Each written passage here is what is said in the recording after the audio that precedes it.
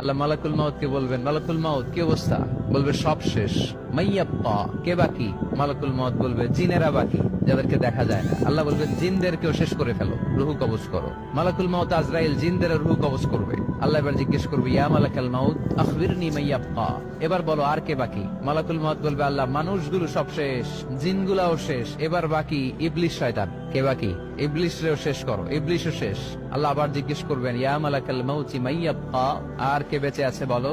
মালাকুল মাউত বলবে, আল্লাহ আপনার কথা অনুযায়ী পৃথিবীর সব মানুষের রুহু কবজ করলাম, সব জিনদের রুহু কবজ করলাম, ইবলিসের রুহু কবজ করলাম, এখন আছে শুধু ফেরেশতা। আছে কারা? যাও ফেরেশতাদের রুহু কবজ করো। ফেরেশতাদের রুহু কবজ হয়ে যাবে। এবার আল্লাহ জিজ্ঞেস করবেন, ইয়া মালাকাল মাউত আখবিরনি মাইয়াব্বা। মালাকুল মাউত বলবে, আল্লাহ আপনার কথা মতো ধরে ধরে সব শেষ, ফেরেশতাও শেষ, 4 জন ছাড়া। কয়জন ছাড়া? জোরে বলেন, কয়জন ছাড়া?